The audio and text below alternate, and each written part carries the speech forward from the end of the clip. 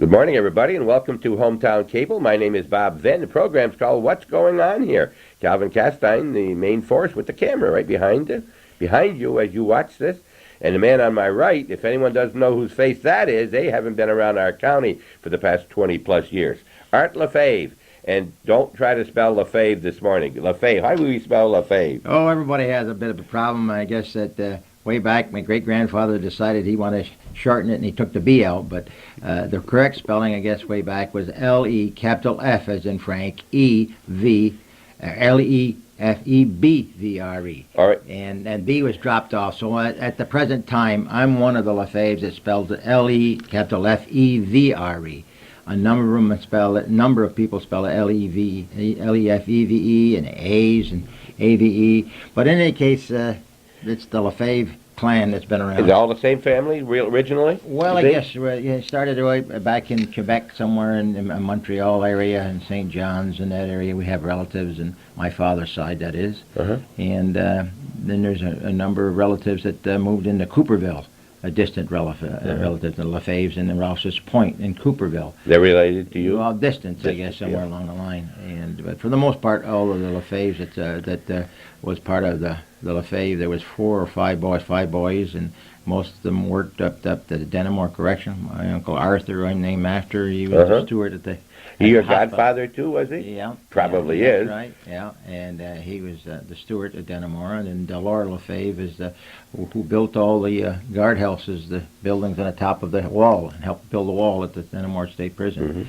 And then I have another uncle that was a BCI, Mitchell LeFevre, and of course they're all deceased. And there was my father Eugene, and another one named Bill LeFevre. He was from Moores.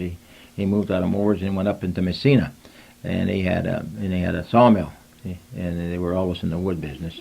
Where was the family raised? Your father and his brothers? Right up off the Rand Hill, what they would call the French Settlement Road, which is referred to as the Leroy General Manor Road now. Okay. But that's where the homestead was. Farmers? They were mostly in woods. They started off in big wood lots, and they did a lot of lumbering and sawmill. They always had a sawmill at that time, and they provided the needs for the area at that time for cutting logs and lumber. And they don't hibernate in the winter, do they?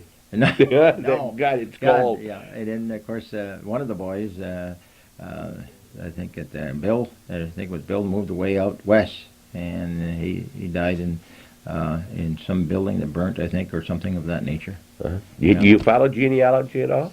Well, not much. A little bit. As I get older, I'm beginning to see that there's more importance that now we're trying to pick up the pieces and yeah, go. But now it's too late because you can't get back to these old uncles that can tell you the story. I agree with you. You found that out. How often that I'm reminded of that, though. The people that know all the answers are long gone. That's right. Yes. Yeah. Of course, we didn't have this kind of equipment back then, That's right. Because I could have got it from my wife's grandfather, Israel Manette, could have done these things, and didn't have a tape. We don't have anything on those people. So. Where was your father living when you were born? I was born up on the LeFevre Road. Right up on the LeFevre Road, born right there. There's a pond in front of the place. That's now Dr. Claus.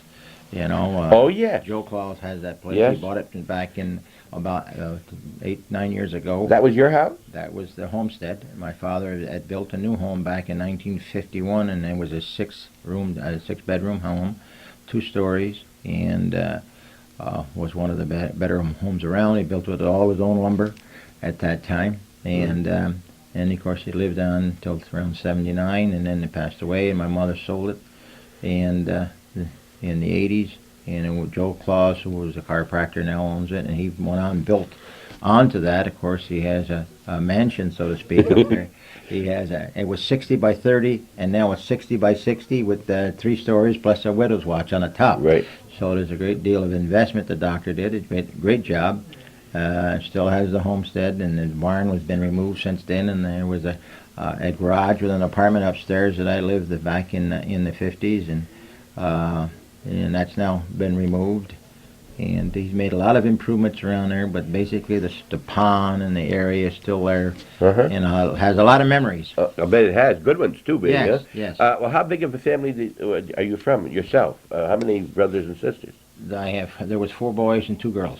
Okay, Yeah. so there were 6 there. You Yeah. mentioned that, I guess. Mhm. And you each had your own bedroom nearly, too, didn't you? With Well, 6-room the house. problem with that, in the new home was built when most of us were gone, with the exception of the last 2, as Well, you that's know. when you can afford it. Yeah, You know that's that, right. huh? That's right. The That's same what- as I have 8 children You myself. have 8 children, but you don't. You 4 carried girls on the and 4 boys. tradition of the LeFevre. Huh? Yes, yes, 4 girls and 4 boys. Yeah. And I suppose you got a nice house now since the kids have left. Since most of the kids moved away, purchased a new home, not a new home, but a better home, so to speak, up on Forest Home Road.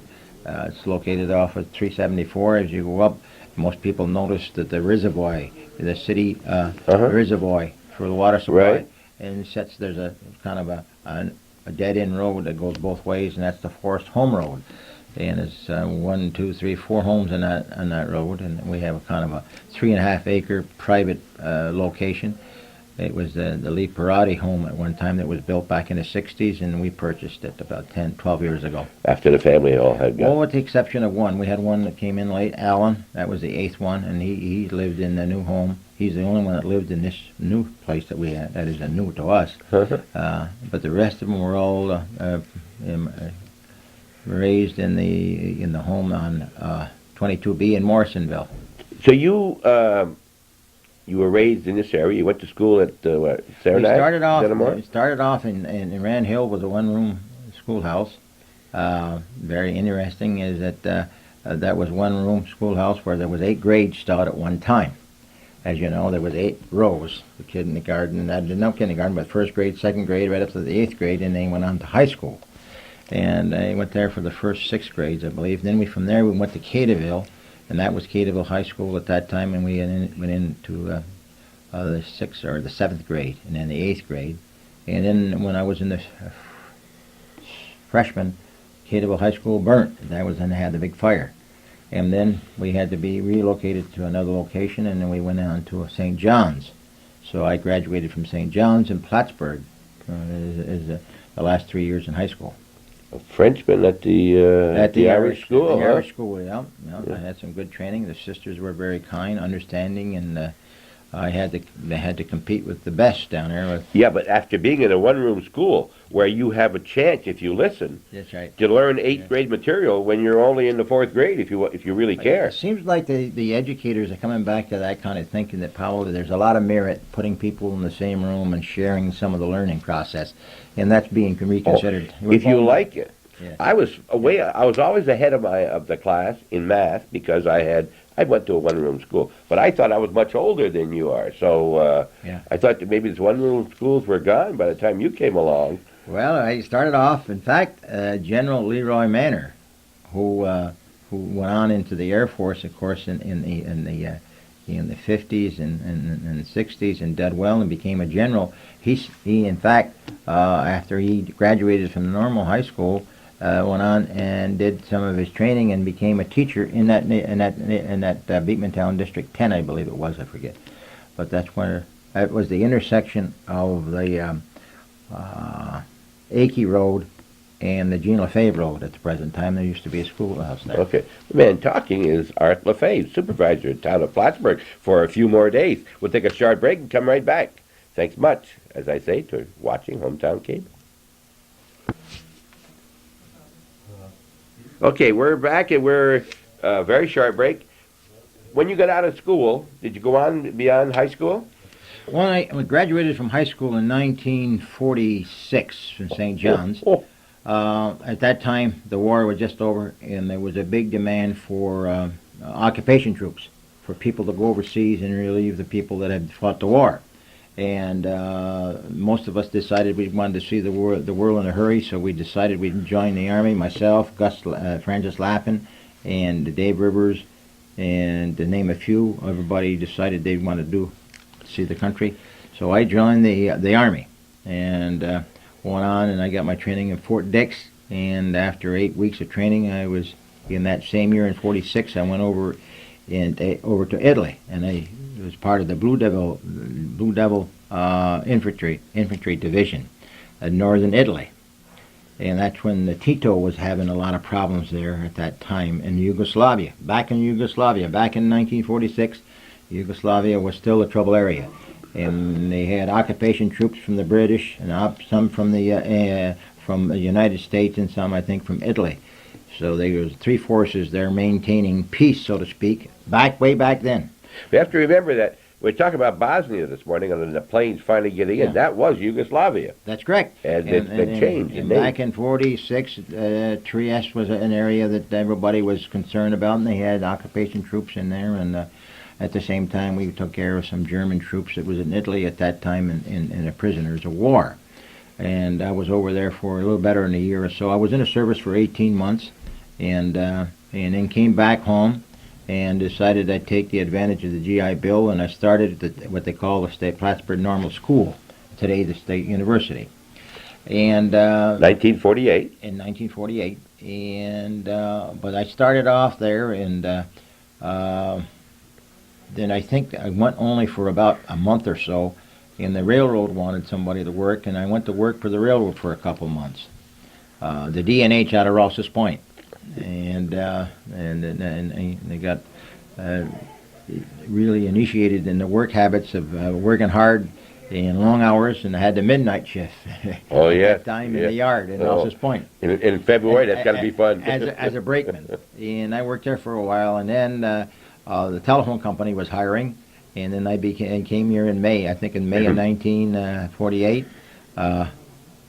May or April. I think April 5th. I think was the date of my start with the telephone company, and I put 40 full years in the telephone company. 44. Yeah. 40. We'll take another short break. Someone wants to get in. We'll be right back. This is one busy man. We took a short break. You just told us you went to the with the telephone company in 1948. 1948, and I was able to stay with them for 40 years. 40 and years. Retired in 1988, in April of 1988. What were you doing with telephone The company? New York Telephone Company was very good to me. They gave me an opportunity to learn. Started off as a lineman. I think I was a lineman for some 15 years, and then I went in and into the installation department. And then came out of the installation department and went into teletype work and other technical work. And then they asked me to go into management.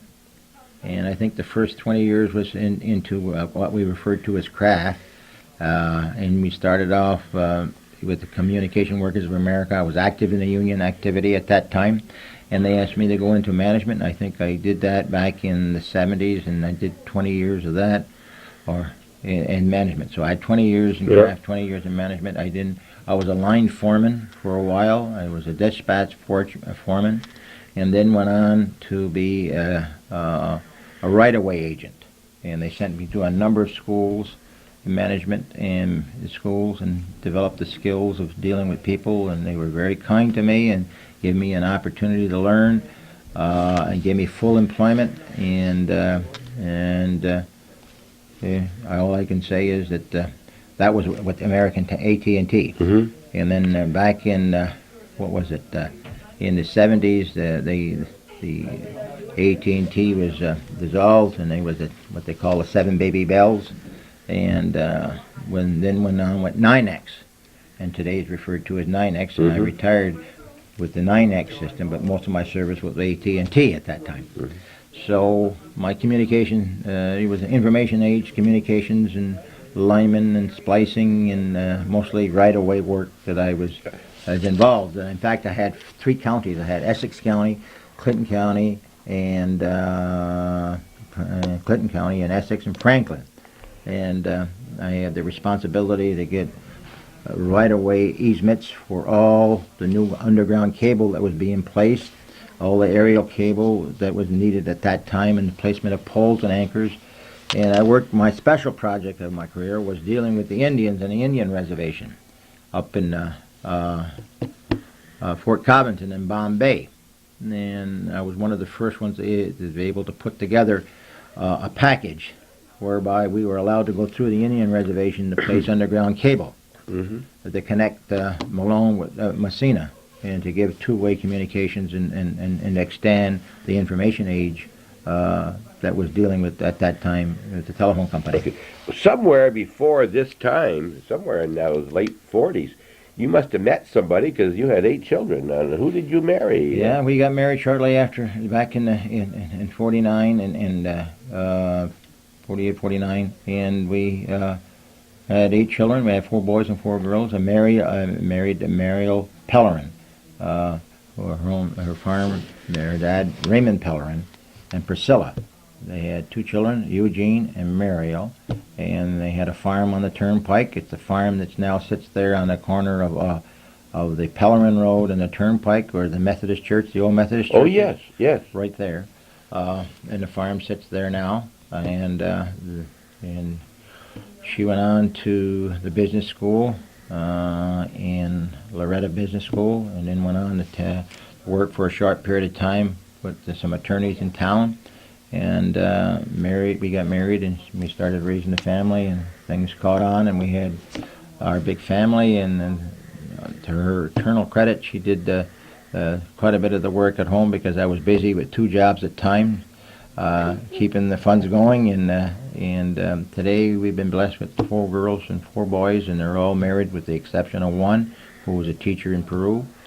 All the rest, most of them live around here, with exception one. Jennifer lives in the Albany area, Latham, yeah. And we have 15 grandchildren. You'll have more time for those grandchildren now, starting January. Yeah, but now, somewhere along the line, you decided you wanted to be a politician. When did that happen?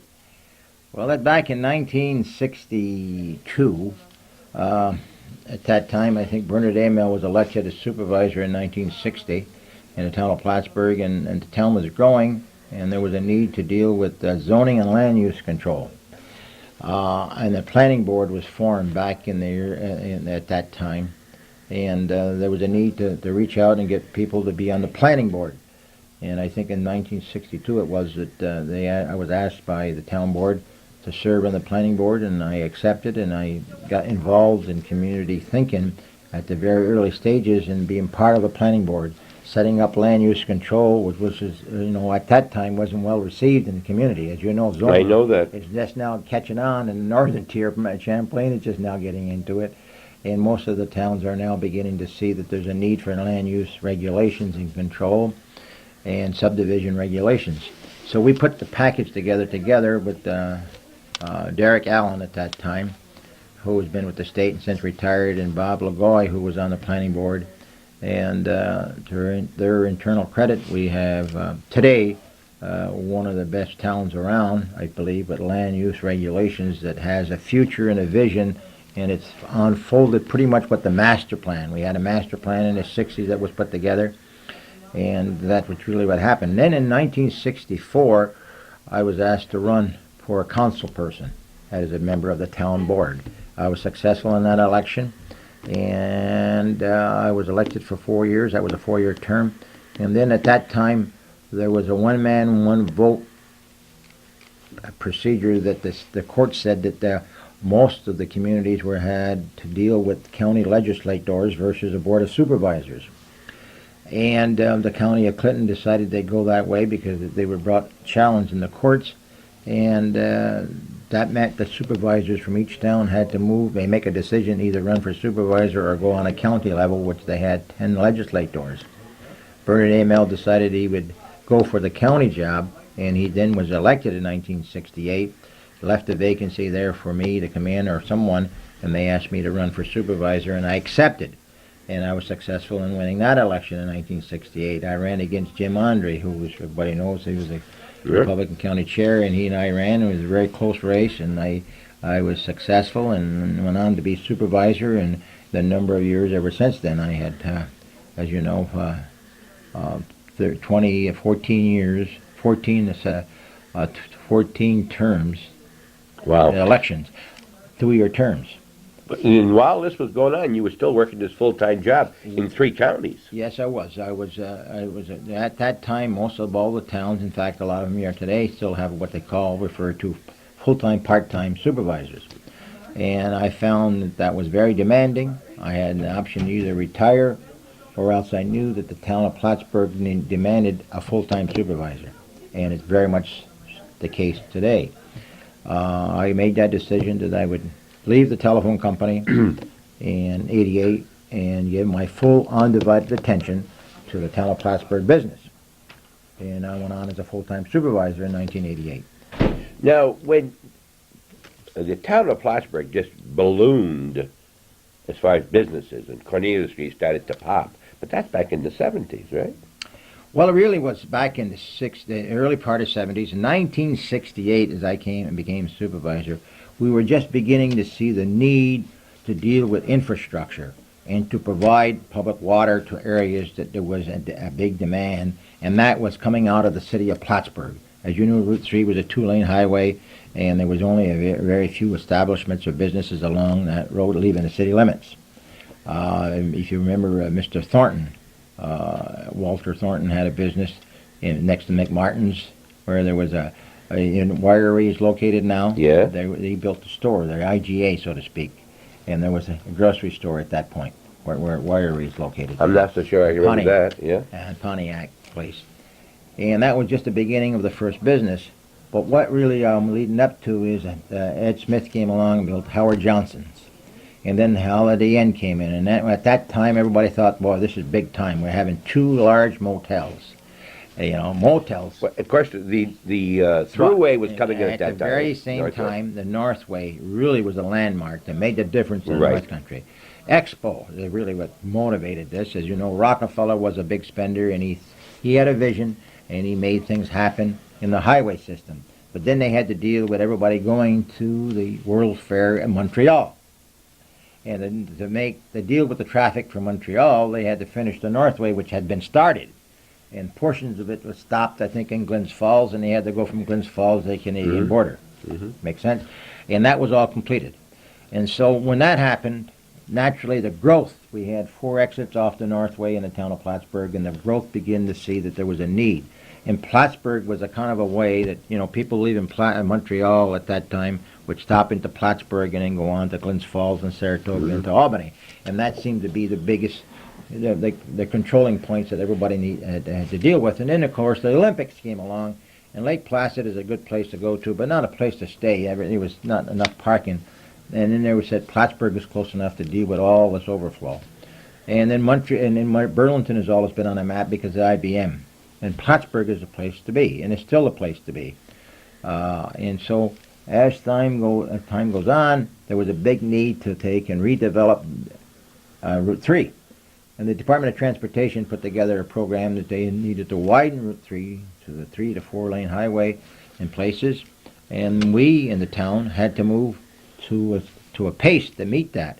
And I think one of our biggest accomplishments while I was here on the town board was to deal with that challenge of coordinating the expansion of the town of Plattsburgh in such a way that would be cost effective. And really what happened is that we were able to put together and find an application for a grant for water and for sewer and put a sidewalk in at the very same time of the contracts for letting the road out on Route 3.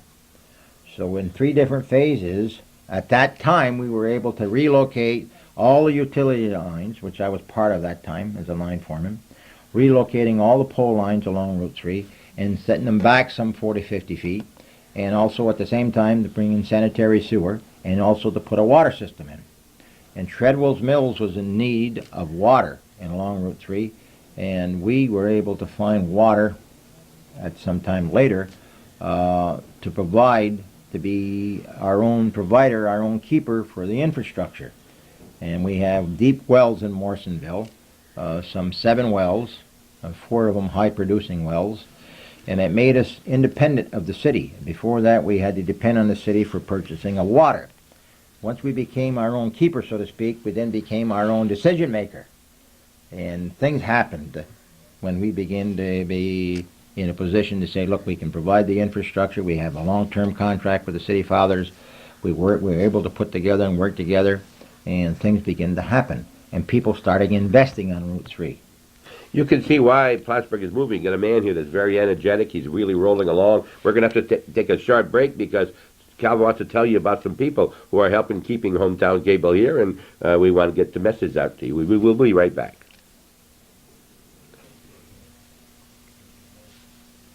Before we broke, Art was talking about water, and he got thirsty. He went and got a glass of water, a cup of water, And while he was gone, you said you had 2 meetings, right? Someone caught you in the hall. That's right. We're in the process of negotiating a new ambulance contract with the CVPH and also other parties who have submitted a bid. At the same time, we are now talking about labor management agreements and some disciplinary action that we're considering. We had 4 unfortunate accidents in the highway department, and we have to look at that. And we have to weigh those very seriously and make a decision, and we haven't done that yet. So that's just the course of the action. At the same time, we're having a town board meeting this evening, and we're going to act on ambulance service for Morrisonville and Scholar Falls. That's a volunteer service. So that's just a part of the duties of a supervisor of the town of Plattsburgh. And you speak about water. Yes. Let's talk about that. Is that, again, I think what really put the town of Plattsburgh on the map is that we were able to find artesian wells that produce 750 gallons a minute, overflowing some 400 gallons a minute. Artesian wells that is sitting there and being tapped by the town of Plattsburgh. It's located on the Bullis Road. We were able to find that water back in the 70s and develop it. And since then, we put in 3 new wells. We've most recently, last fall, put another well on property that we purchased adjacent to our property where it is located on the Banker Road. And since I've been supervisor, the town board has been very supportive of going out and investing in property that has some long-range benefits. We have 9 recreation parks, some 100 acres, and all that land was built.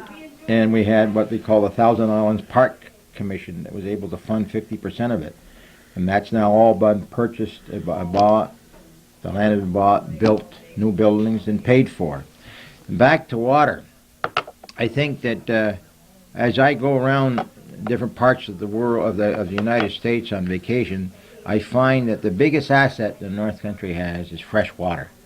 Our ponds and our lakes and our streams and our environment is, near perfect, so to speak. We certainly have some pollution that we need to deal with, and as you know, the state of New York and Vermont and the federal government is making Lake Champlain a better place to keep. But we have a number of lakes, and the fact that we have good water, especially in the town of Plattsburgh, because some of our neighboring towns in Peru and Scholar Falls has had some less than best experience. As you know, even in the northern tier, their drawn water turbidity coming out of the lake is a problem, and the cost. Well, we have artesian wells. We're able to sell the water and deliver it in a person's home, at the tap, in the kitchen, and in any parts of the home, for a total cost of about, to their cost, 90 cents, 1,000 gallons. And as you know, you can go to the supermarkets today, and whether it be in Florida, because I go down there once in a while for a vacation, and you pay 65 cents for 1 gallon of water. Now, we can deliver 1,000 gallons of the best drinking water in the North Country, with no chlorine. Now, we have a waiver on no chlorine, and that is a Morrisonville supply, and deliver it in your home for 90 cents. And you stop to think about it, would you take the taxes away from gasoline? I think we're buying gas now under state contract for some 65 cents. And that's a gallon of gasoline for 65 cents. And you turn around and buy water for 65 cents. You start looking at what is the best buy. And we certainly know that, to have a community prosper and to continue to grow, you have to, first of all, be able to have good drinking water, and you have to dispose of the waste. And I think that to the internal credit of the city and the county of Clinton and many others, we have a sewage treatment plant that's working well. We're all connected into it on a long-term plan arrangement with the city of Plattsburgh, and we have our own water supply. Beekmantown is in the process of building a new water district, East Beekmantown Water District. The town of Plattsburgh has got a contract to supply water to them. We supply water to some parts of Scholar Falls. So it really puts us in a position where we can help each other, intercommunications, intermunicipal contracts. When you sell the water outside of your own town, you don't sell it at 90 cents. Outside of the town, we go. You want to enter that phone? We go 115. Okay, $1.15 when it goes outside. Okay. You want to take a break? Go ahead. Go sure. Take another break. This is a busy man right here. All right. We're talking about water and the rates and sewage and things, and it's interesting to us and a lot of our viewers because in the town of Champlain, the people who have water are getting it from the village of Champlain, which I'm a village resident. And when you get water and sewer outside of the village limits, the town is paying us double. And were you doing something like that when you were getting it from Plattsburgh? What happened is that when you let the negotiations become political, then one municipality has the upper hand over the other. And we learned from experience that that is not a good position to be into. So we looked at it in really a cost for service arrangement. And we met with the city and we were able to take and overcome the political decision-making process of it and got it into the engineering and cost for service process. And that got a lot more merit. In other words, look, if it's going to cost us X number of dollars to come at a point in Cornelia Street to get to the sewage treatment plant, then the town of Plattsburgh is to pay for that trunk line, that share of the trunk line, and also the portion of the plant. And that made it more cost effective. And they began to listen to us when they found out that we can not only provide our own water supply, but we could go out and engineer and put together what we call a package plant for sewage treatment, a turnkey operation. So the tune of $1 million or so, and then amortize that over a number of years, and it would by far less than what we're paying the city. Once they saw that, and once they did the research, and once they found out that we could be our own keeper, they came to the bargaining table and said, look, let's talk. And we talked to the point where we now are paying our share of cost of service. And that doesn't always come out to double of the cost. It usually comes out a little less than that and far less. So we were able to pass that on to the savings to our residents and also to the business and industrial development in the town of Plattsburgh. Mm-hmm. Now you have to understand what's good for one part of the county is good for the rest. The sales taxes generated and many other things are put together, and the tax base is built up, and the county of Clinton gets the benefit, the school districts get the benefit. So we were able to communicate this across the table in bargaining, and we had a pretty good contract. And consequently, as I say, is that we are now our own keeper in water, we can be our own keeper in sewer, but why be our own keeper if we can negotiate and have one sewage treatment plant? Mm-hmm. And I think that's paying off, and I'm not sure what's happening in the other communities, but it certainly has worked well in the town of Plattsburgh. And I think that kind of thinking has to continue to be applied as we develop the Plattsburgh Air Force Base. That's the biggest challenge that we have, is to get another city within a city and a town within a town that suddenly had to go away. Mm-hmm. If you can visualize the town of Plattsburgh as 72 miles of road, and all of a sudden no cars and nobody using 72 miles of road, it just boggles your mind. And you look at the Plattsburgh Air Force Base, and that's really what you're seeing, is one full community moving away. Right. And you see the difference in the town of Plattsburgh and Champlain and the village of Champlain, for instance, is that the village of Champlain is in the town of Champlain. So I'm a village resident and a town resident both. The city of Plattsburgh is not within the town of Plattsburgh. No, it's a separate unity complete. Back in 1902, the city of Plattsburgh up to that time was a village within the town of Plattsburgh. In 1902, the people in the village of what is referred to as a city decided they wanted to be their own keeper, so to speak, and they had their own charter and they got permission from the state legislature, and they formed a city. And then they became their own provider, their own fire department, their own police department, and they could do their own things. Once you become a city, you can do a lot of things on their own charter and by local laws and be their own keeper. And at the same time, the state legislature has set up some laws way back then where the state aid that goes to city is about 5 times almost what the towns get in some cases. Back in villages, there's 932 towns in the state of New York. Some 60, some 5, or 62 cities and 65 counties, and there's all kinds of political subdivisions. In the fire departments, there is all kinds of water districts. But you take the school districts as a political subdivision, the fire department's a political subdivision. The political subdivision is any political geographic area put together where people are authorized by state law to elect their commissioners and elect people. So the school district has a school board and a fire. I think the movement is taking place throughout in New York State to do away with some of the political subdivisions, mainly villages. As you know, the village of Moores is no longer around. The village of Ticonderoga is no longer around. The village of Elizabethtown is no longer around. I think what you're seeing, Bob, is that there's probably not the need for these political subdivisions that used to be. Back at one time, the town of Plattsburgh encompassed all the 14 towns with the exception of very few, and went all the way up to Chateauguay. At that very early stages in the 1800s, people had to take, and as the population got bigger and there was a need to attend these meetings, it took almost a day to go to the town board meeting, or 2 days, and not hardly anybody could participate. So they broke it up into 14 towns in our county so people could go to the town board meetings and be convenient. Transportation. Now that transportation and communication is much better, is there a need for these political subdivisions? And that's really where we are, in that village versus town. And you have infrastructure, water districts and sewer districts overlapping each other. It's not the best way to go. It's not cost effective.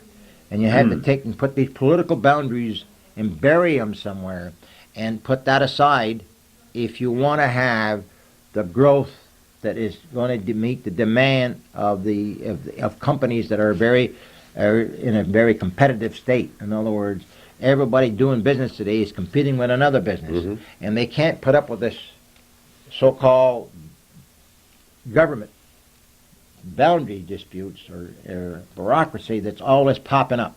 And I think that's a challenge for the new elected officials today. In the year 1996, 98, and the year 2000, there's going to be a need to change some of these things. What percentage of your township is getting water?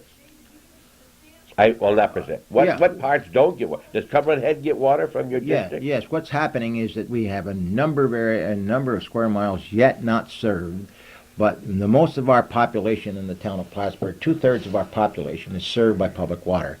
But that doesn't mean that there's a good third or more probably that's still looking out there that want to be part of it. Cumberland Head is a very prime area. At the present time, we have a contract with Maine Drilling, who was a company that came in here and gave us a low bid, and they're actually drilling every 25 feet all around Cumberland Head at the present time to determine the depth of ledge rock.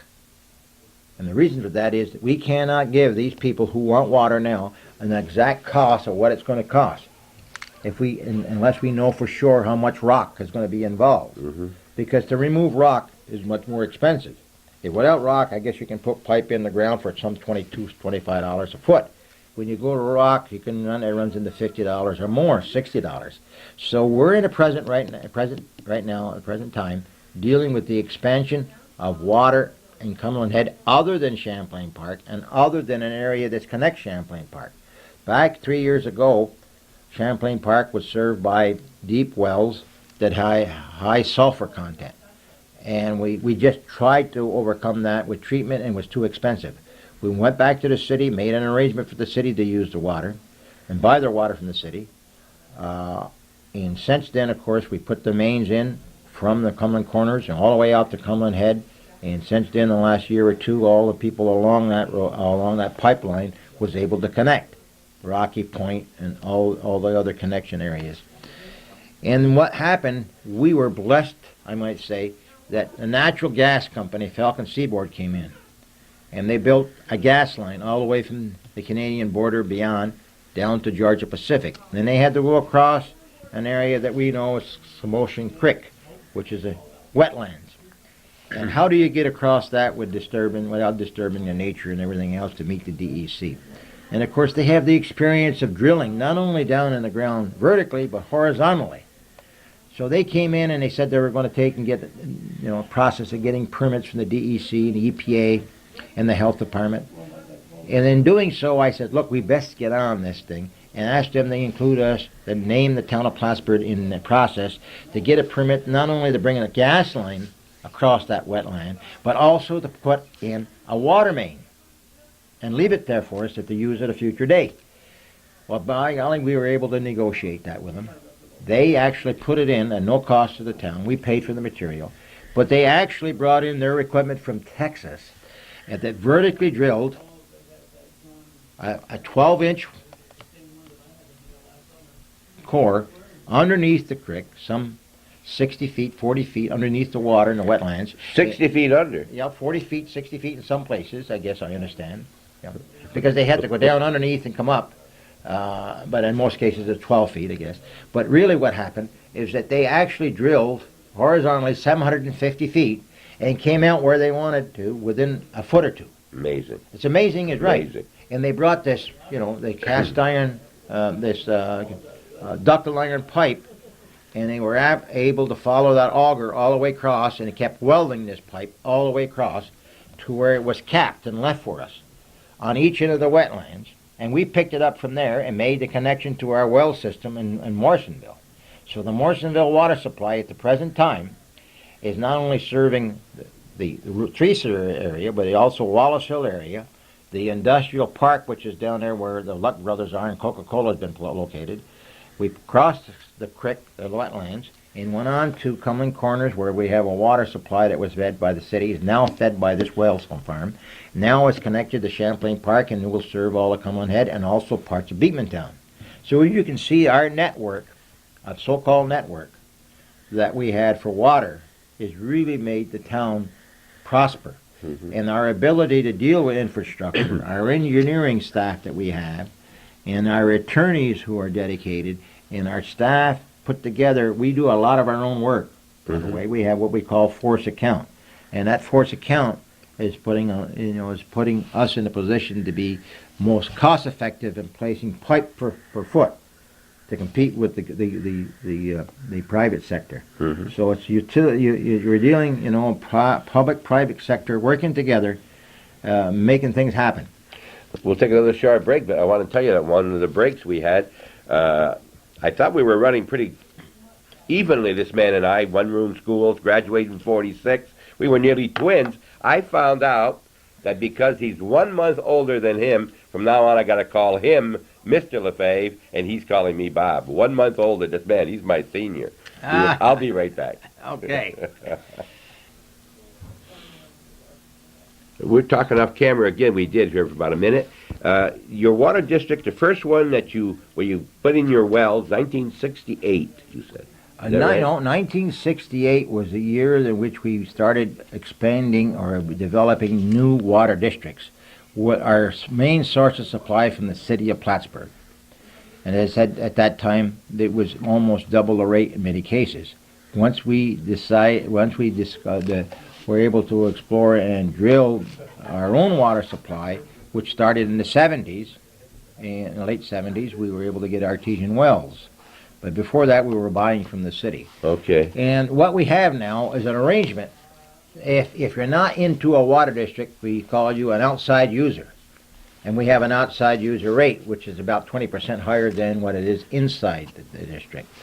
The purpose for that is that we want those outside users to become part of our district. And if we gave them the same rate, there would be no motive on their part to stay with it and come into the district. So we encourage them to be part. And so usually what happens, they petition the board to extend the boundaries of the water district to encompass that area. But until that time, we are able to negotiate an outside user agreement with each individual user. Even if they're outside the town of Plattsburgh? Even though they're outside of the town of Plattsburgh, we have a number of people just outside the limits of the water district, which we enter in a private agreement individually with each one and say, here, we're going to give you water or we're going to give you sewer, but you enter an agreement that you buy all the surplus water that we may have available at a certain cost, which I think is 20% more than what it is inside. You also have to pay the real estate taxes that everybody else pays in. So in other words, if we have an indebtedness for the mother district to the tune of $2 million that has to be paid over 40 years, and we have a principal payment of about $5,000 or $10,000 a year plus the interest, all the taxpayers within that district share that in a tax rate. In addition to the water, 20%. Including to the 20, there's a two costs. There's what they call a construction cost that's prorated over years that's put on a tax levy. Then there's another cost, which is a user fee. For every 1,000 gallons of water do you use, you pay 90 cents or $1.20, whatever the case may be, depending upon whether you're inside or outside. So really, we have an outside agreement. So they have to pay now for the taxes. In lieu of taxes, we charge them what they call a surcharge, a service charge, over and above. And that's the 20%? That's 20% for the user fee, but you also pay the tax rate. Okay. Now, do you charge just for the water, or do you have a flat fee plus usage? Well, what if a person only uses 1,000 gallons in a whole month? Yeah, we have a minimum. In other words, that's a demand charge, like the power company says. Look, if you're going to hook onto the network, if you don't use electricity at all, we have to make our electricity available to you. We have to make the water available for you. So there's a minimum gallons of 9,000 gallons. Okay. So if you're talking about 90 cents, you're talking about 9 times that, $8 and something to be a minimum. Okay. See, we don't have that. What we have is a flat charge of, say, $30 for the month or for the quarter. You don't have meters, though, huh? Yes. You do have meters. Well, but you get $30 plus so much over for 1 gallon. It's going to cost me $30. So that means that when I haven't used it in building next door for 8 years. I've been paying at least $30. Well, what you're really paying for is really a demand charge. Obviously. In other words, to have this pipe out front. Yes. In other words, we have what we call a general rate and a special rate. If a district is formed and the water supply or the mains are placed out front of your property, then you would pay the general rate and the special rate, because whether you hook onto it or not, that public water is available for you. Your property has been improved. You get a benefit from it. If you were to sell that land, you can go out and say, look, I have a main out front and the water is available. Also, you have fire protections, the hydrants. So there is a great deal of benefit for you. All right? That's one thing. Let me ask you now, you were talking here, you had a lot of discussions and a lot of contract talking with Pyramid, for instance. They don't work always after 7 at night. You had a full-time job. How were you able to do your duties as supervisor with all these meetings and still carry on your job with the telephone company? Well, I think that 1988 was the year that broke the camel's back, so to speak. Is that I was convinced without a reasonable doubt that the big companies like Pyramid were coming in not only the first time. They came in 1975, I think, and built the first enclosed mall. Right. The first enclosed mall that was ever built by Bob Conchel, that is the Pyramid Company out of Syracuse, decided to come to Plattsburgh and build their first enclosed mall. And they did that. And then we decided then we better start dealing with the large corporations, and we hired an engineer, full-time engineer, Al Sweenor, and we put almost a full-time attorney on board, and we dealt with planning boards that had a lot of experience, and we met these people on our terms. And then they came in, they want to rewrite the book, so to speak, but they really convinced them, that if you're coming into Plattsburgh, then Plattsburgh way is the way that we'd like to have our town grow, not the way that some developer wants to come in and hit and miss, make profit and leave. And we've had sad experiences. As you know, back in the 1950s, when the base moved in, there was a demand for housing. And Champlain Park was the first subdivision, and they were built, 200 homes or so. Cliff Haven was another subdivision. And everybody was so anxious to see the growth happen. There was no land use control. There was no subdivision regulation. There was no building codes. Anybody could build up a building and do most anything and not meet the fire codes, the building codes, the road construction, and everything. So all of a sudden, we were blessed with that number of homes and no method of knowing for sure whether the long-term cost would be in our best interest. We found out the developers come and went, and we were picking up the tab for repairing and rebuilding the roads, putting in new sewer lines, new water mains, you name it. We had to rebuild the complete system. We learned from experience that now when the new developers come in, here's what you're going to have to do. And then we dealt with Pyramid. And you asked me, how was that done? Well, I was part-time. I was full-time part-time. I spent many Sunday evenings, every evening in this office. At the office. At this office. I certainly has cheated from my family, as you know. And that's how I happened to do it. I come in the evening, I work 6, 7 hours, leave instructions for the following day, and it was demanding. But I saw in 1988 it was just exploding. And then we felt, look, full-time supervisor of the town board said to me, look, you either be full-time or out. And I said, look, I'm going to be full-time. Yep. I enjoyed it. They gave me the opportunity to work on it, and we went. Is it true that you put this little table here so that your wife could come here and visit with you in the evening while you worked? If she wanted to see you, she really had to. She made some visits here, but her instructions for the most time is the place to be is at home. I guess I got the message. Yes. That's French influence there. That's right. Yeah. Yeah. You decided to retire, and you're now full time here, and you really been popping. First of all, we should have mentioned, I guess, we're in the town garage building, and where is it located? Kind of situated for people. That has a little bit of a history. Yes. The Clarion Garage at the present time and office complex is located on 151 Banker Road at the intersection of the Banker Road and Route 3. Everybody knows that the bankers had an orchard there, and now is a Sullivan Orchard and a Petlack Orchard adjacent to us. We're right in the middle of an orchard. As I say on the wall, you're looking at the apple orchard, and you're looking at a complex up there at the present time.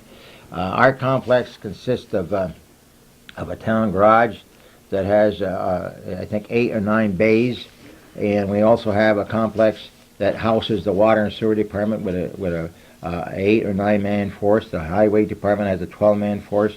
We have a building and grounds which has a 3 permanent man force, and we have a building and we have a recreation and youth program with department heads in each one of those. When I first started as supervisor in '68, I was located adjacent to what they call, it was referred to as the alarm store at the West Plattsburgh. Yes, I thought you were still there. West Plattsburgh Corners. And it's now the Twin State Telephone Company. We sold the land to Twin State. They improved the property. It was kind of a 1-room schoolhouse, a 2-room schoolhouse. We had a town hall with an office, 2 rooms in it, and a small town hall about the size of this room, and we conducted our town board meetings. In 1972, we got authorization from the town board to relocate and to build our first complex. We built the first complex to the tune of about $1 million. And then we went on in 1970, I say 78 or 9, or 80, I think. We put the first addition on. And then about 4 years ago, we put another addition on. So we've had 2 additions, which was part of the master plan at the time we built the complex. So we've expanded to where it was a highway crew with a 5 or 6 man crew, water department, which I was the water department. I went out at night, took care of the cleaning the sewers and unplugged sewers, and dealt with water and under contract, helped contractors help me. Today we have a 40-man force over and above the elected officials. And we have a highly trained staff in the water department and the water and sewer department, the engineering staff. The engineering, we have a 3-man, we have an assistant engineer, we have a draftsman, and we have a computer expert on board. In building, and we have the zoning department. We have Don Lee, who came in and replaced Bill Flynn, who's most recently retired, doing a fantastic job, along with our engineering and Al Sweenor. In other words, we have a workforce. It's all oil and geared, ready to take care of the challenges of the year 2000. Mm-hmm. So I'm anxious to share with people is that the town of Plattsburgh has expanded. Come in to see our town complex, as you see. I think it's second to none. We have the facility is very convenient. It's user friendly. We have 2 very active high justice court systems. 2 judges that are working constantly around the clock, 24 hours a day, being available.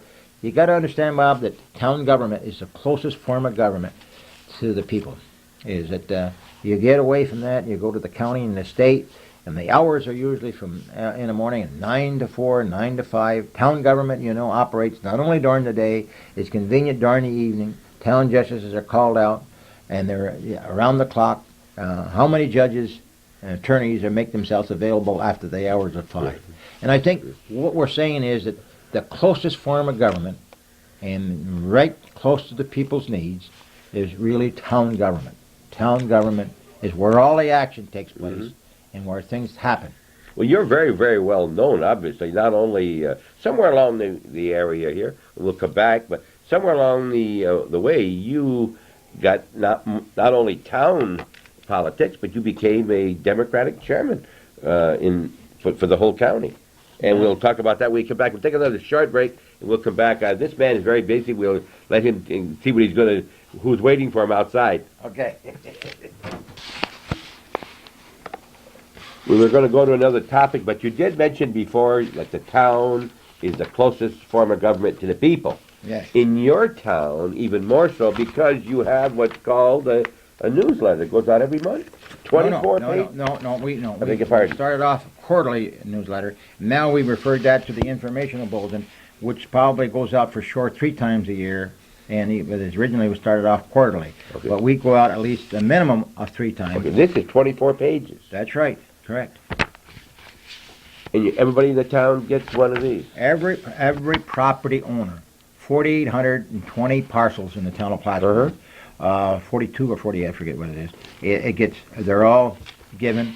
They all have an address that pays taxes. Every taxpayer in the town of Plattsburgh receives this informational bulletin. In that informational bulletin, we have a lead article. It usually refers to, and the one that was put out in August of 1995, we saluted to the town employees and their volunteers. The lead article in this one year that's going to come out on Thursday of this week, this is the last one, which will be the December issue, will be for 1995, will deal with the park, which is the reuse firm, the organization set up for the reuse of the Plattsburgh Air Force Base. That used to be PIDC. Now, this is the really the big lead article, and then also the changeover of the political races that took place this fall, where Marty Mannix will be leaving, Sandy Thornton will be leaving, myself will be leaving, and we also have an assessor who will be leaving. So that information is all brought out in the newsletter, along with each department head. As you'll notice in the newsletter, each department head is given an opportunity to write his or her report.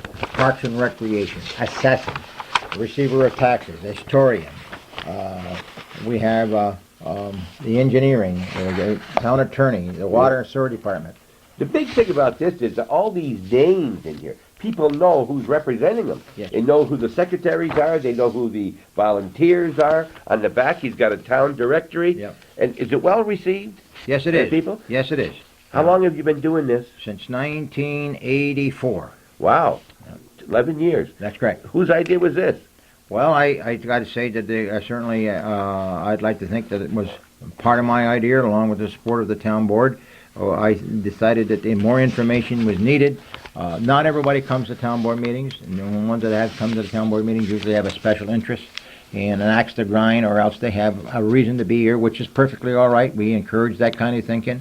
We need diversified thinking, diversified methods of doing things, and what is really needed is that everybody's so busy today, is that we felt, well, the best thing to do is to bring this information into their living rooms and have them at their pleasure sit down and look at what's taking place in the town of Plattsburgh. And this informational bulletin brings everything up to date. Nobody videos your town board meetings?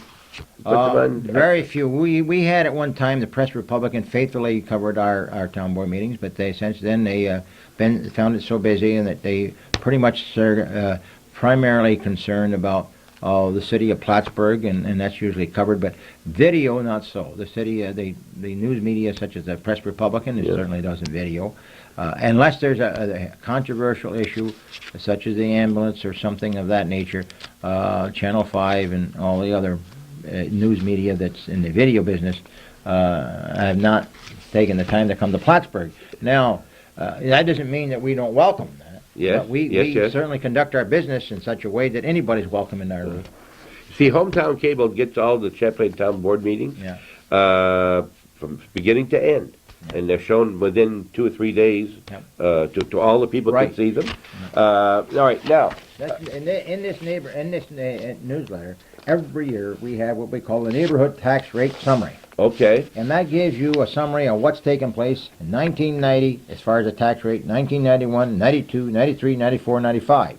Well, naturally, we drop off one year, and that'll be 91, 92, 93, 94, 95, and what is proposed for 1996. Yep. So they can see pretty much if their taxes are going one way or the other and what reason, and all the services. Like we have, we'll say for instance, if you're in the Morrisonville Water District number 1, your highway and general tax, you got to understand, since 1981, the town of Plattsburgh has not had a tax for highway or general fund.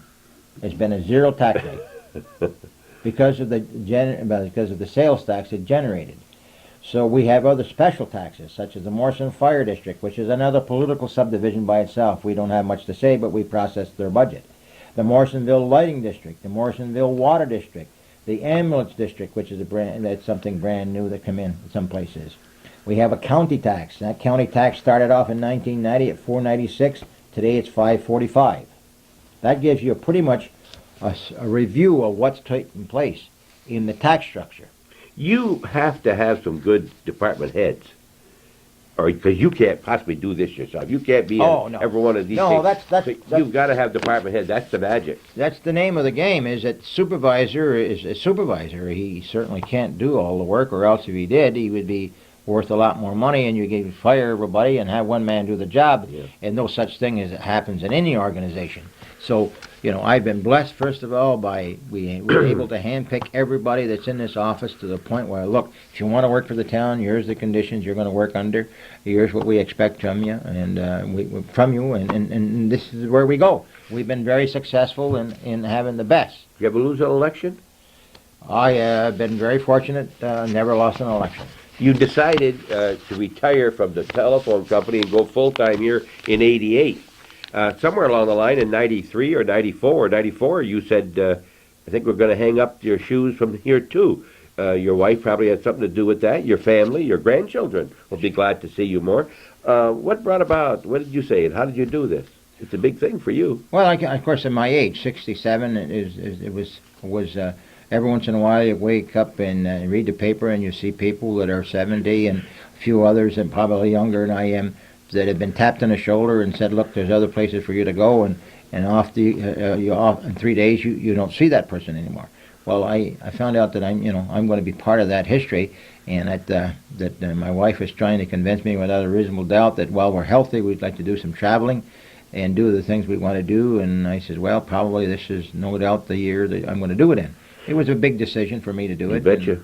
And my grandchildren are getting older, and I'm missing some of their opportunities that I probably didn't see with my children. Mm-hmm. So all those things add up to the point where a decision has to take place, and it took place, and that's where we are. Did you notice when you read the paper in the morning, you go to page 5, maybe before the other, and see who died? Yeah. And people younger than we are dying, and you say, wow, he's only 62, and I'm older than that. And he's only 59, and you start thinking it could happen tomorrow to any of us. Right. We're at the mercy of the good Lord. He put us here at His will, and He take us at His will.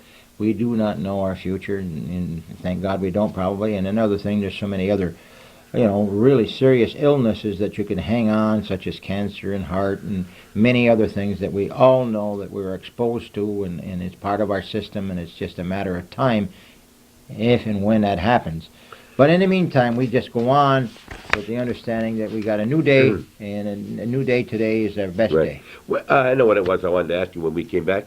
When did you become Mr. Democrat and head of the Democratic Party? Well, I think probably 9 years ago, I think it was, and when Bernard Amell at that time, who was the county chair for a number of years, was informed that he could not be the commissioner of elections at that time. Commissioner of juries, I guess. I stand to be corrected, not election, but commissioner of juries. And he decided that he would take and no longer be the county chair. They started looking around in the county, and of course not everybody wants to grab that job, and the reason I got the job is because nobody else wanted it. Oh, come on. Really. And in the bigger cities, why the county chairs for political parties are high-paid jobs. In anything north of Albany, you have to be a special person and want to do an extraordinary job and be out there and be exposed to all the critics that are out there. We'll take and the new party system, two-party system has to survive. And I said, look, I've always been treated well by the party, and I said it's time for me to pay back and at least make myself available. I had a lot of good people in the committee that wanted to work with me, and it made my job easier. And I took that job on some 8-9 years ago, And I tried to get rid of it a couple of years ago, and they came back and asked me to go again, and I went with the understanding there would be a chairperson. Sandy Latterell has made herself available, and together we hope to get the party going again. All right, someone knocking for you. Yeah. We want to wrap up the meeting now. We've been very cordial with your time, Art. And this is a map in this book of the town of Plattsburgh. Can you look at one of these and kind of explain what this map shows? This is ambulance districts, right? Yes. What the town of Plattsburgh consists of is 48 square miles.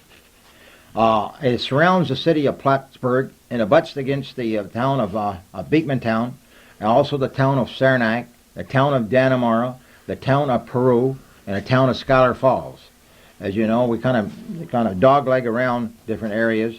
As I mentioned before, the city of Plattsburgh was part of it. That was excluded in 1902 by a special act of legislation. We have 48 square miles. We have some 30 some odd special districts, including the ambulance districts and water districts and sewer districts. Basically, it serves the populated area within the town of Plattsburgh.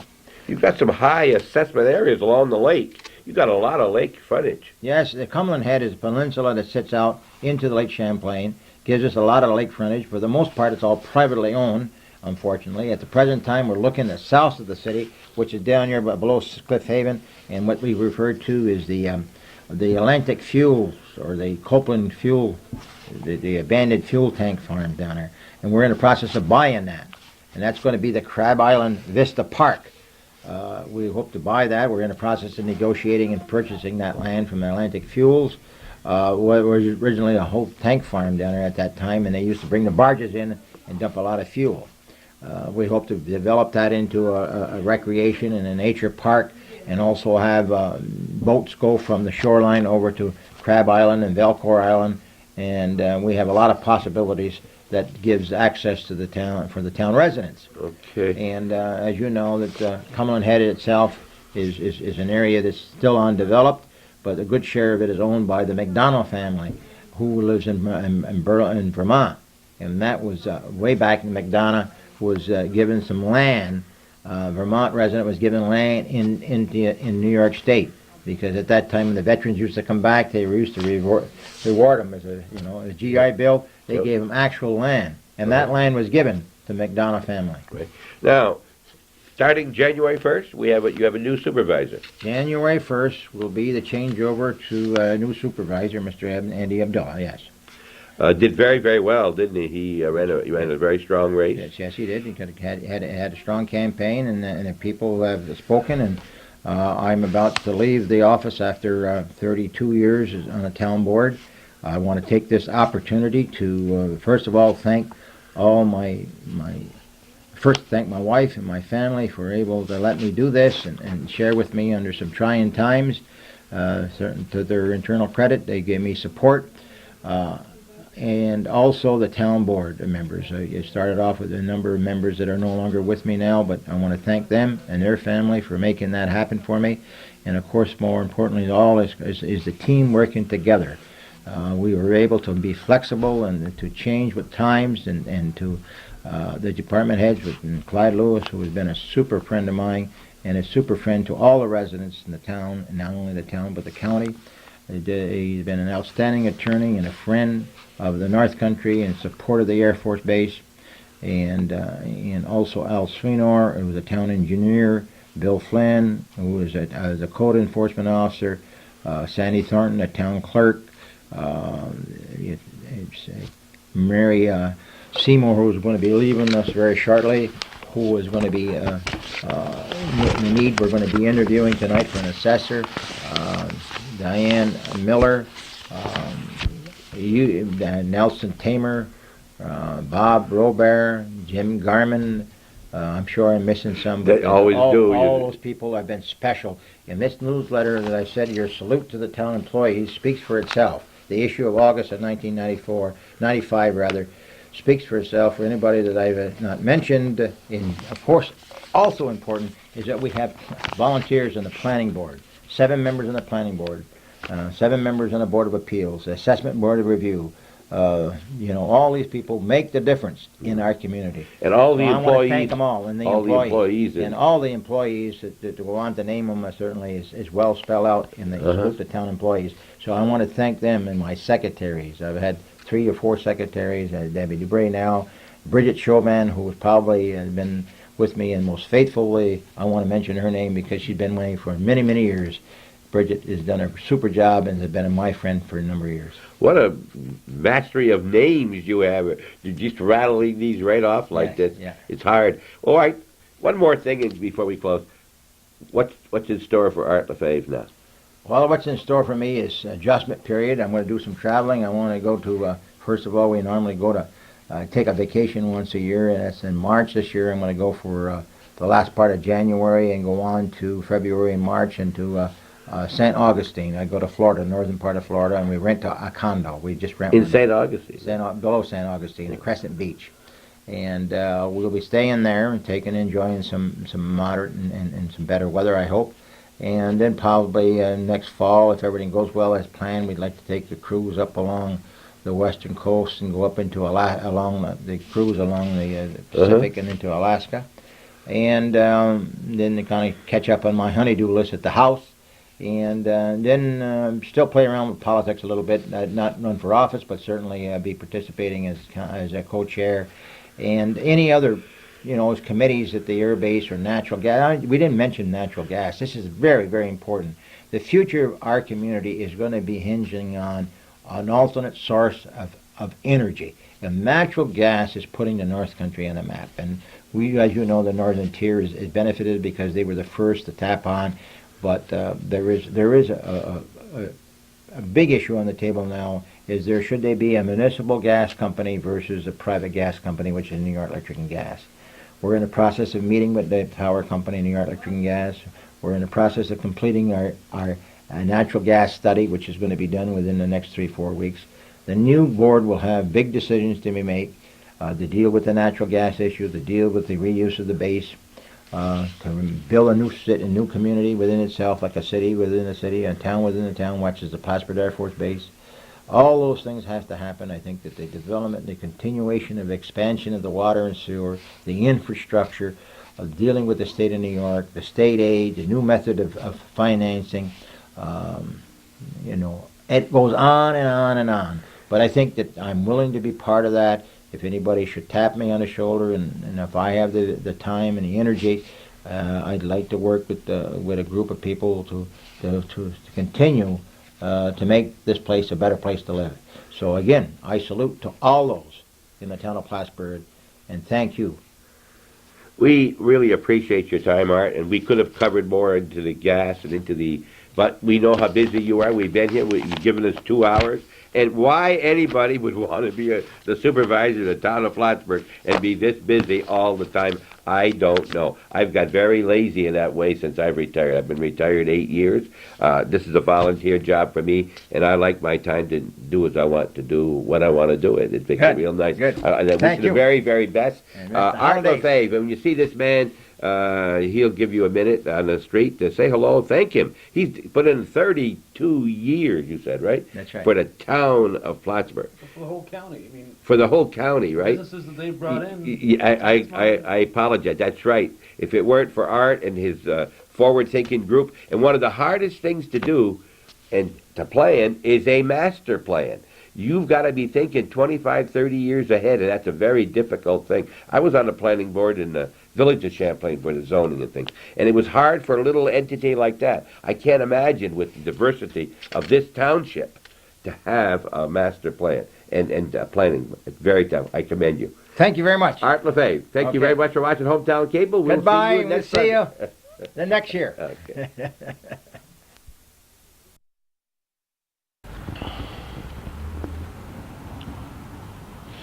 Good morning, everybody, and welcome to Hometown Cable. My name is Bob Venn. Our program's called What's Going On Here. It's Sunday. Calvin has the camera, and it's the last Sunday in June. Guess what you're going to see in the next 10 or 15, 20 minutes?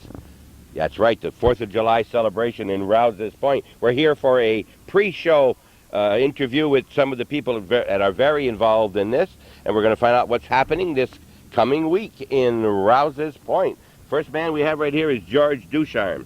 George, you've been here many years at this. That's right. How many? On my own, about 16. 16. And you are the general chairman. Yeah. And you have some assistants here. Can you tell us who you got with us? Yes, sir. Yeah. This is Harry Landry Jr. Yeah. He's first vice in the American Legion. Hello, Robert. Good morning. He's Good. worked with us on the ads and he does the float for the Legion. Okay. And Dennis Richards. Yep, Dennis Richard. And Morning, Bob. How are you? Good morning. Fine, Dennis. And what is your part in the I'm a co-owner of Gaines Marina now, and we just... financing the whole thing? Is that what it is? Is that what it is? No, there's the money. There's the money. Yeah. No, it's nothing like that. I'm here to, we're trying to promote the village of Rouse's Point, bring in business, have the local people, try to support us and help in any way that they can. Okay. And also the boat parade will start from your... Yes, it starts from Gaines. Okay. And I believe it goes all the way out to, I think, the breakwater and comes back. It's my first year at this. Okay. So. And this next gentleman, when he don't pay, you're going to pay? Exactly. My name is Enrico Corona from Lighthouse Point Marina, Okay. and I'm with a participation with George. I help him to prepare the boat parade. Okay. That's been about the third year? That is gonna be the 6th. The 6th year? Yes. You had a great parade last year. It was real nice, long, Yeah. lots of... expecting a good crowd this We year? did very good last year. I think with the prize we're gonna give away, we're gonna have same success, What or kind of- maybe better. What kind of parade? What kind of prizes? The prize it's from Gaines Lighthouse Point Marina. It's gonna have the first prize is a free summer summer dockage, and the second, third prize is gonna be half. And we got a lot of sponsors, Canadian and American, and we got a good sponsor is the Chamber of Commerce of North here. Mm-hmm. And here we got Labatt, Renault, Philip Morris, Club 2000, Gedingo, various restaurants in town. Is it true to believe you're not French? Me, I'm Italian. So you're not French. How long you been in Rouse's Point? Now since 83, so 13 years. You like Rouse's Point, huh? I like, can be better though. It can be better. How you gonna make it? How long are you here? All year, or do you go away during the winter? I'm here 10 months of the year. Okay. Yeah. All right. Now we'll get back to you, George. We didn't ask any of the Didn't allow dates. me any comments on it. Well, you think I? No. He didn't make any comments about you. I better not Well, say your it. first crack. Okay. Well, what are their dates and what? Okay. Parades, the festival itself is the 3rd, 4th, 5th, and 6th of July. Okay. What days are those of the week? That's Wednesday, Thursday, Friday, and Saturday. Okay. And Wednesday, of course, is the opening day, and we have a carnival coming in, a bigger carnival, a new carnival. And then at night, we have Whitey Reese and his Colebrook Ramblers will be down in the gazebo, I guess you might want to call it, down in the park for entertainment. And then the next day will be pretty much the same thing, Thursday. And at night, we have a step ahead line dancers down there who will put on a little show, and I guess they will give some lessons too. Okay. And then the following night, we have, of course, the carnival's here all this time, and incidentally, all our flea markets will be down there. And the third night, Friday night, we have the choir, St. Patrick's Choir, and they will be singing at the fire station. I'm gonna say you can't get in the Civic Can't get Center. in the Civic Center because they turn the floor out. Mm-hmm. And we will also have the Straw Hatters to give a concert. Okay. Now, when anybody goes to the concert or the Straw Hatter or the choir, they're going to have to bring their own chairs. There's no place to sit. So if you're coming and you've got some lawn chairs, I would suggest you bring them. That's right. Okay. Yeah, we don't furnish chairs. Okay. Saturday is going to be pretty jammed up because we're going to have the carnival, of course, and the flea markets, and then we're going to have the street parade will be at 7 o'clock at night, as usual, same route. Mm-hmm. And then the boat parade is going to follow that Okay. at dusk. About 9 o'clock, you figure? Right, last year I started around 8:30, Okay. but I have to make another point. He says start from Gaines. No, the parade start from Lighthouse, go to the Breakwater, come back and finish again. Okay, so you can see it twice. It's going to Yes. go all the way. It will be That's my judged. mistake. It will be judged off again. Okay, be judged off the Gaines Marina. All right. Okay. Okay. Who are the judges? And the I'm not quite sure at the present time. Okay. Last year the judge was the last 3 mayors in Roses Point. That's what it was. And this year we didn't contact them, but one I know is willing to judge again with a little bit more organization than Okay. last year. Yeah. All right. Now that's after the street parade's over, then we have the fireworks. okay. Now this year you're going to have Sunday to recuperate and clean up, and that's nice to have that day after Yeah, we usually before try you go and back give- to work. We usually try and give them that day, and we usually try and stay on a day where they've got the next day off, Mhm. rather than go that last night, because a lot of people have been calling since December, trying to find out when this thing takes place, and they come up to visit their relatives and their friends, and if it's on a Sunday night, they got to pack up and wait, or go home without seeing it. Right. So But by now, Saturday we make up for that Okay. time. we want to make sure we understand this is not a money-raising affair in Rouse's Point. One of the few in the area that isn't doing it to raise money. It's a celebration. You try to break even. Yeah, I was going to say, hopefully break You can break even, That's what we're looking for. right? No, not everybody, huh? We try to make even, but we cannot. Well, it's good advertising for the village. It helps the merchants in town. And as you say, you did the advertising. I helped. Yeah. You helped with the advertising. Good response on your advertising brochure? Yes. They're going to get help out of it. They're going to have business out of The it. local businesses really participate, and they're great when it comes to something like that. Tough to get them to build floats, so. Well, Yeah. listen, the floats are not easy. You know, you got to have a place to put it overnight. The American Legion Post 912 is putting on a float. Mhm. I'm chairman of that. So If you look, you'll see how many floats are in parades. There aren't too many. No. And they're not that tough to do if you just do a simple one. You can be Yeah. done very There's simply. 75% imagination. I thought you were going to tell me, well, don't you make one then? Well, that's not the point. Second thought. Hometown Yeah. Cable ought to have one, That's right? Definitely. Well, he's there working, so he can't do that. We'll take a short break. You're watching Hometown Cable. Our program tonight is featuring the Rouse's Point celebration. A mainstay, the biggest parade, the biggest, I think, celebration in northern New York. At least anything in our area, in the 3 counties that I can think of, right here in Rouse's Point. And maybe because it's some non-money raising. Could be.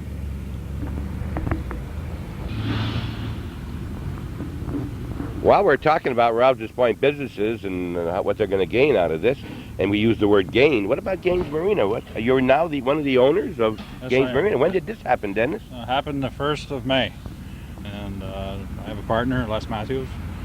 And it's working out well. It's a new venture for me, of course. Mhm. I've always been in the excavation and trash removal.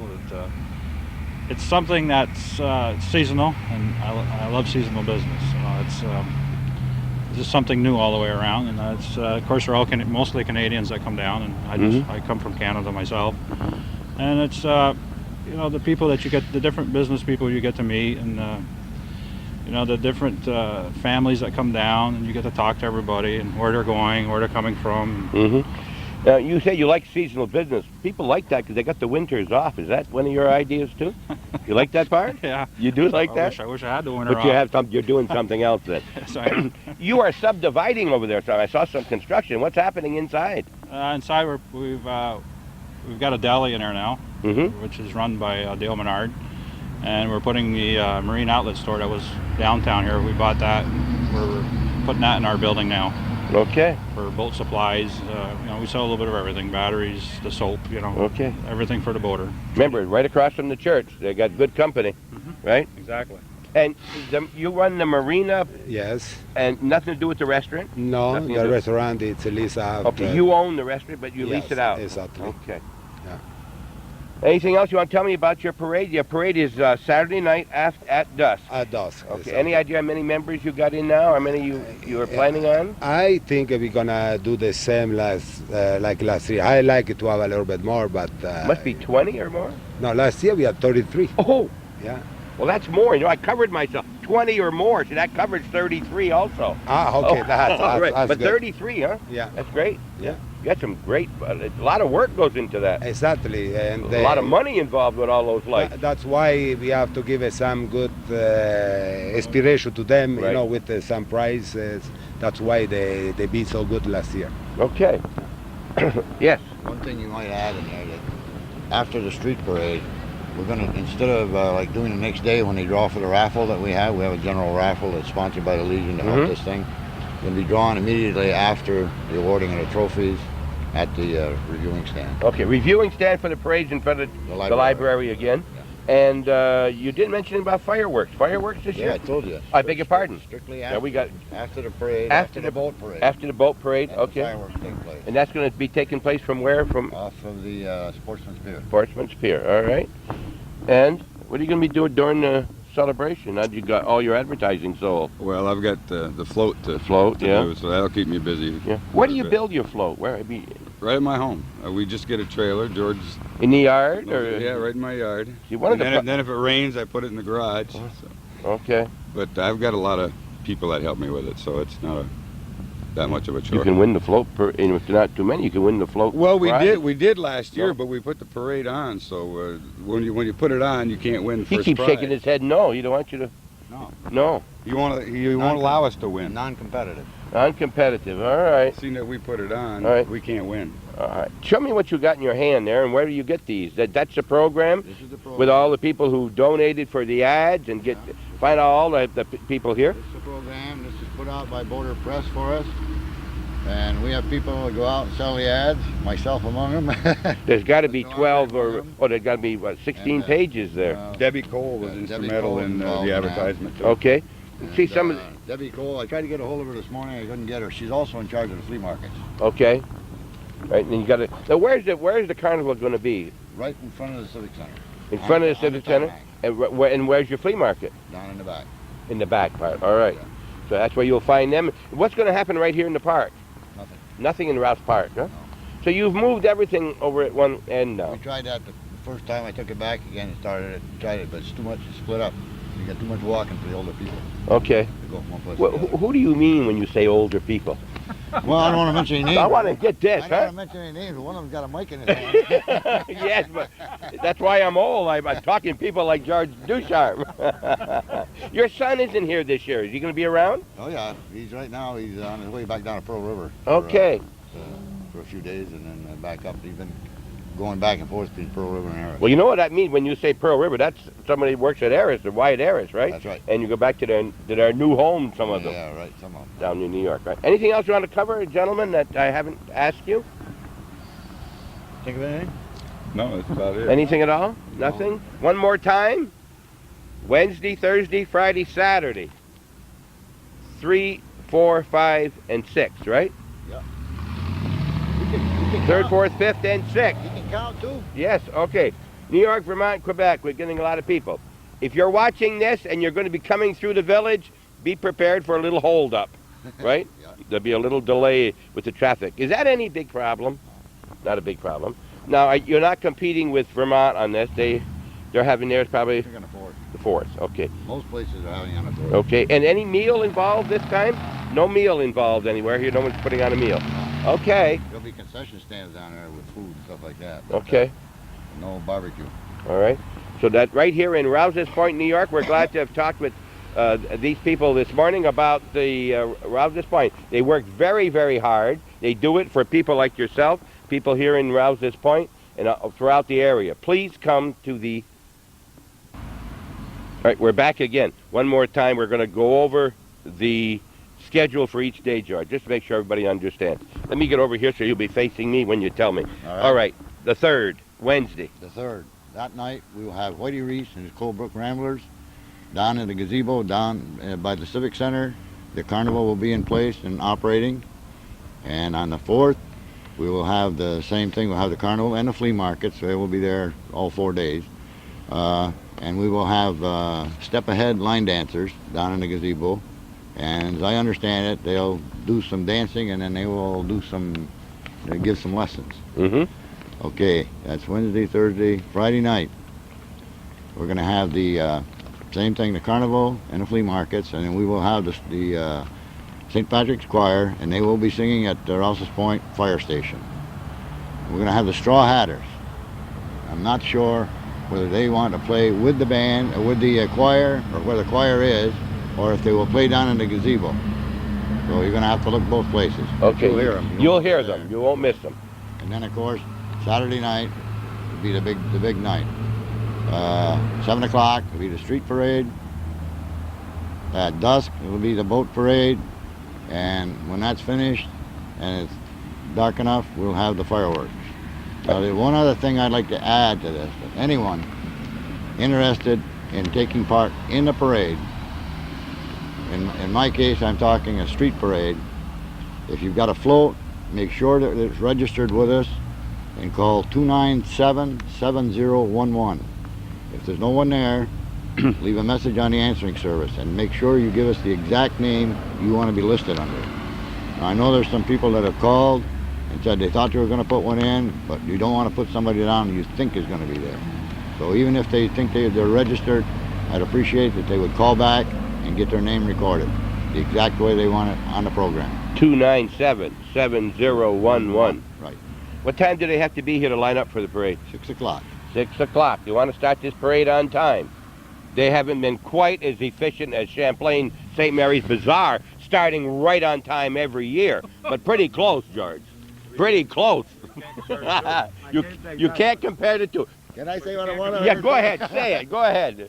You can't compare the two. Well, you can compare the first unit out on time.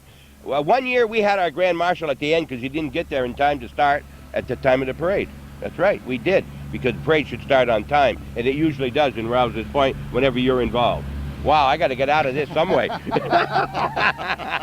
George, listen, well, either that, I have to say that, or you have to pay for the ad, one or the other. Well, it's okay for me to say it, right? Right. Hometown Cable's very pleased, of course. If you've got anything that you want to promote like this, that's what Hometown Cable is for. Let me add one more thing, Yeah. or two more things. I don't know, you have a number you want somebody to call if they want to? Yeah, if some boat they want to participate, they can come and register themselves at 297-6392, and it's in Lighthouse. Okay, 6392 in Rouse's Point. The other one for the flea market, I don't have her number. Okay. Is Debbie Cole. Debbie Cole, C-O-L-E. Yeah. If They'd she be can- under Richard Cole? No, No, wait, no. I beg your pardon. I meant. met at Pat O'Connor's. Yeah. she works Okay, at I don't know a number. I haven't got her number. You know whether it's listed under Debbie Cole? No. No, okay. Not listed in the book. Okay, well then you got a problem. Call Forgot to get it. Call George, 7011. All right, well, okay. Do that. Listen, thank you very much, gentlemen. Remember, it's not George is the backbone behind this, but because of people like this and many others who aren't here that get this going, there's no way one person can do it all, right, George? Not really, no. But you need someone to get in there and say, I'll do it, and take charge of it, because it's hard to get someone for in charge. And this man's been doing it for years. And when you see George on the street, or any of these people, tell him that you appreciate it. He's not getting paid. He's lucky to break even. Yeah. Right? Yeah, that's what we want to do. The only thing that doesn't happen is they don't call him collect, do they? They don't call you collect. No, that That's hasn't good. happened That's yet. all right. Yeah, That's right. other than that. So don't make it a first either. Well, Thank you very much, everybody, for talking to us. And be in Rouse's Point. You mentioned evenings. Is it also during the day? yeah, the carnival Carnival and the flea market's I'll open be at there noontime. all day long. Yeah. Okay, from noon on. Yeah. And the people are running around. Just come and meet your friends and your neighbors and your relatives here. Everybody comes to Rouse's Point, it seems, for that long weekend. A lot of people here. Okay. Thanks very much. And again, I'm Bob Venn. Calvin Castine with the camera. You're watching Hometown Cable. Pleasure for us to be with you. Hometown Cable does not exist. Unlike the Rouse's Point Parade, it's not a non-profit. Works out that way sometimes. Become a patron to Hometown Cable. $12 or more once a year to Hometown Cable, and say you like the programs. Tell us what you like and what you'd like to see more of. In the meantime, we'll see you next Sunday.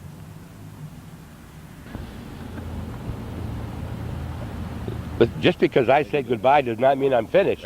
Because we were talking just a little bit off camera and talking about who can put a booth in here to raise money, local people. And George said it's very possible. Tell us, George. Any organization, any local organization, nonprofit organization, which is Boy Scouts, Girl Scouts, Chamber of Commerce, Kiwanis, any of them, if they wish to put a booth in, all they have to do is contact us so we can make a space available to them, and there is no charge for it. Okay, well, now any kind, you mean not a food booth? Could they have a food booth? Sure, Anything, any sure, kind of booth at all. A game of chance, raffle off your quilt. Just don't allow them to sell cigarettes in a place like this. Why would I think of a thing like that, I George? wonder, I don't. I wonder. Anything else you want to add to that? No. Just don't light that or don't exhale, one or the other. Thanks again. If you're interested, 7011. That's 297-7011. George will tell you about getting your own booth. It's not a lot of work. You can make yourself a few bucks.